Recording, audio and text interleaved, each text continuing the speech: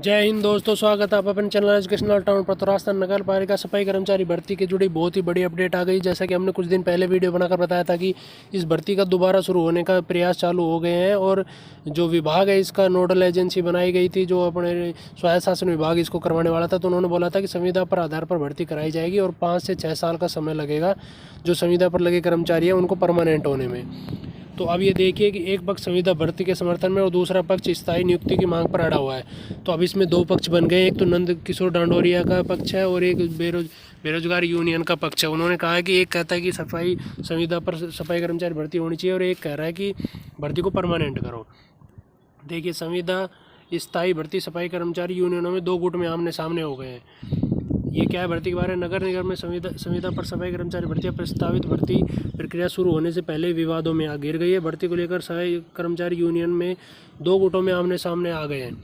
एक गुट जहां संविदा पर भर्ती के पक्ष में है, वहीं दूसरा गुट इसके विरोध में है, स्थायी भर्ती की मांग कर रहा है। दोनों गुटों में टकराव के चलते करीब 30,000 सफाई कर्मचारी, ये देखिए लगभग 30,000 पदों पर ये भर्ती होने वाली है। और जो कैलेंडर में दी गई थी 24,000 सफाई कर्मचारी भर्ती, वो अलग है। ये नगर पालिका सफाई कर्मचारी भर्ती है और जो वो भर्ती होने वाली है वो अलग होने वाली है।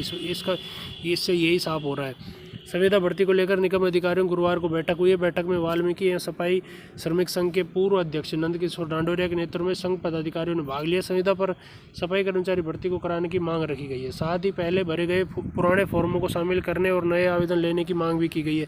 जैसे पहले फॉर्म भरे गए थे उनको भी शामिल करो और नए आवेदन लो, लेकिन वो शामिल नहीं होंगे क्योंकि वो फॉर्म भर्ती रद्द हो गई थी। तो लगभग मान के चलिए वो फॉर्म भी अब रद्द ही माने जाएंगे।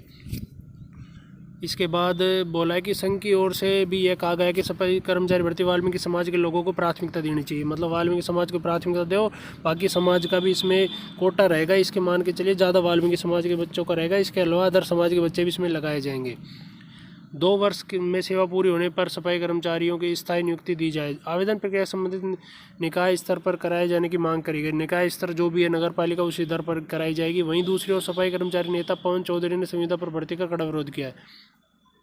इन्होंने कहा पवन चौधरी ने कि भर्ती संविदा पर नहीं होनी चाहिए, स्थायी होनी चाहिए। समाज की ओर से कथित समझौते की ओर से उन्होंने विरोध किया। चौधरी ने कहा कि पूर्व यूनियन अध्यक्ष द्वारा समझौते पर संपूर्ण समाज को बेरोजगार युवाओं के लिए पीड़ादायक है। उन्होंने बेरोजगारों के साथ धोखा हो रहा है जिससे सूरत में बर्दाश्त नहीं किया जाएगा। उन्होंने चेतावनी देकर कहा कि राजस्थान सरकार प्रशासन ने स्थायी भर्ती नहीं की तो प्रदेश भर में आंदोलन करेंगे। मतलब एक पक्ष कह रहा है स्थायी करो, एक कह रहा है पहले संविदा पर लो और उसके बाद उनका काम देखो और उसके बाद स्थायी करो। अब ये भर्ती तो जरूर होगी, लेकिन कैसी होगी इस बारे में जैसे ही कोई खबर आती है, ऑफिशियल नोटिफिकेशन आता है तो हम आपको सूचित कर देंगे। हमारे चैनल को सब्सक्राइब कर लेना। इस भर्ती पर कई सालों से हम नज़र बनाए हुए हैं, तो हम ऑफिशियल रिपोर्ट लेकर आएंगे। वीडियो पसंद आती है तो लाइक करना, चैनल को सब्सक्राइब करना। चैनल से जुड़े रहने के लिए धन्यवाद। जय हिंद।